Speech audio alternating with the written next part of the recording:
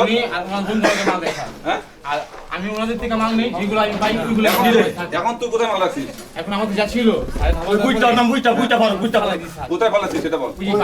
হ্যাঁ কোন জায়গায়? বুইটা ভালো ফারু এখন খাওয়া যাবে? পান পাইবে পান বলে নাই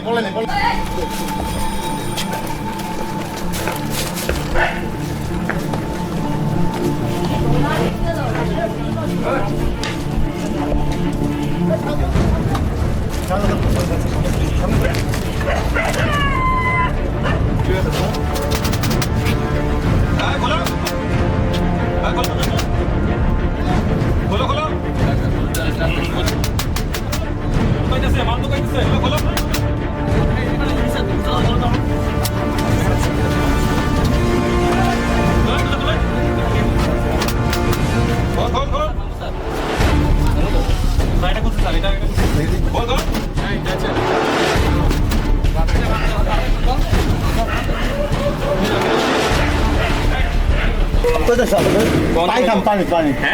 পানি এই অস্ত্র কোথায় চালাইবো?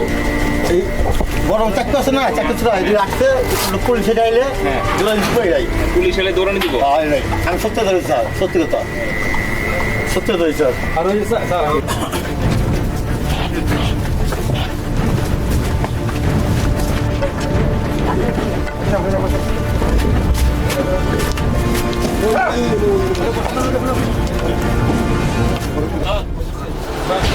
বিশ্বাস করেন আমরা জানি জানি না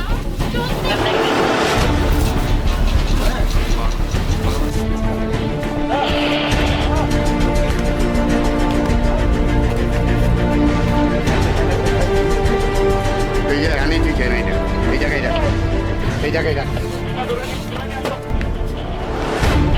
ভালো ক্ষতির সাথে মোবাইল এটা মোবাইলে দিয়া আবার ফোন আছে না ছেলের কাছে ওই খেয়াল রেখে এই যে 80 টাকা দিই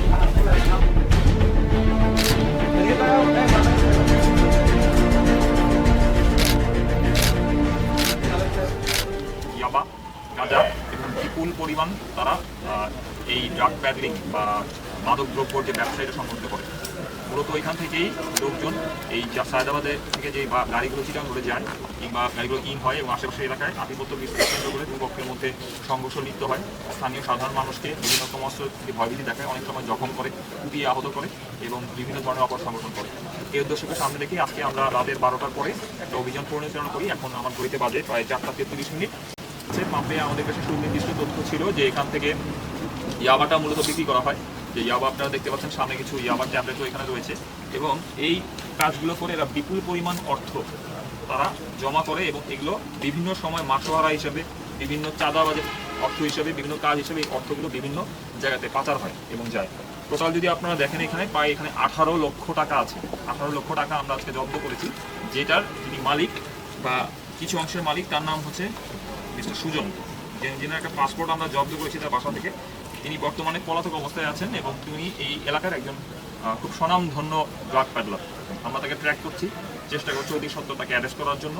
এবং আজকে আমরা মোটামুটি এখানে যত দেশীয় অস্ত্র যত কিছু পেয়েছি যেগুলো এই এলাকাতে তারা বিভিন্ন অভিযানে ব্যবহার করে বা সাধারণ মানুষকে জখম করতে ব্যবহার করে, এগুলো সব ক্লোজ করে আমরা এই আসামিগুলোকে আজকে আমাদের যাত্রাবাড়ি যে থানা পুলিশ আছে তাদেরকে হস্তান্তর করবো।